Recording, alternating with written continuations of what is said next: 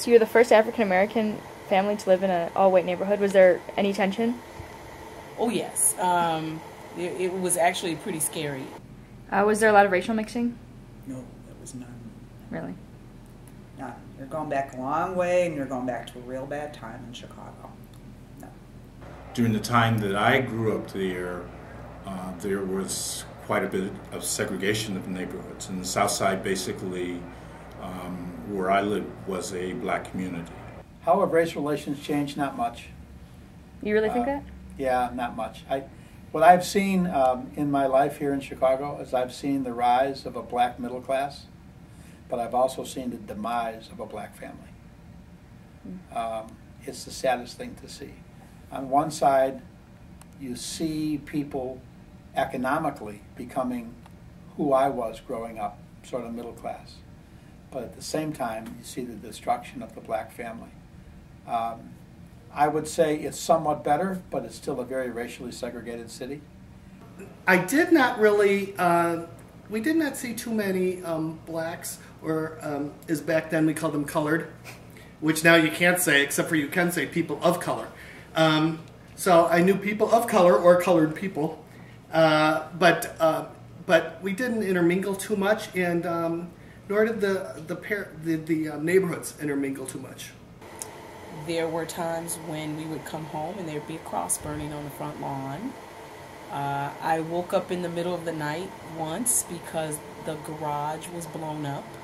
When I went to school, which was about 4 blocks away from my home, Edward H. White Elementary School, we were taunted, my brother and sisters and I were taunted, this is a school for white, this is Edward H. White. There wasn't no African American, no Asian, no Hispanic. No, it was all white. All white. In school, shopping, kids I played with. I can't even remember the first time I saw an African American woman.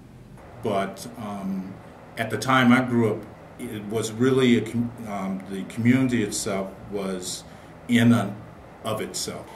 The first kid that I actually sort of dated in 8th grade was a white guy, and his mother found out that we were dating, so to speak. His dad was fine with it. He used to take us to the movies. And when his mother found out, they moved. Jobs weren't as diverse, but now there's a huge change. It's what I call the result of the soccer mom era. But that was the way it was back then. It was a very segregated part of Chicago, and to some degree it still is, unfortunately. Because people think that we're fungible, that black people are fungible. You got one, you got them all. And they don't take into account that there, just like in other races, there are socioeconomic differences. And so we're not fungible. So when you take middle-class families, upper-middle-class families, and then you start moving in folks who don't have the same socioeconomic background, then you start to get the same kinds of ills that other people don't want in their neighborhood either.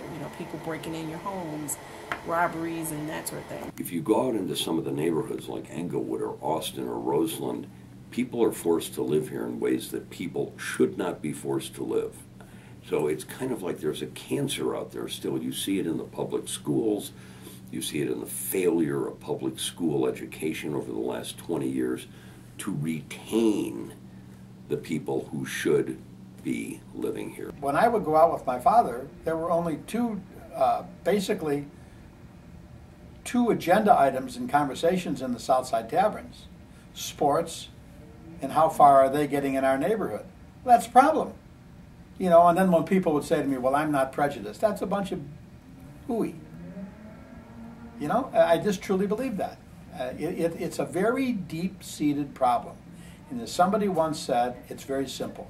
It's all based on color. Off the point, I was out on the west side in Austin, we were taking some photographs of what used to be a thriving little strip mall that was now abandoned.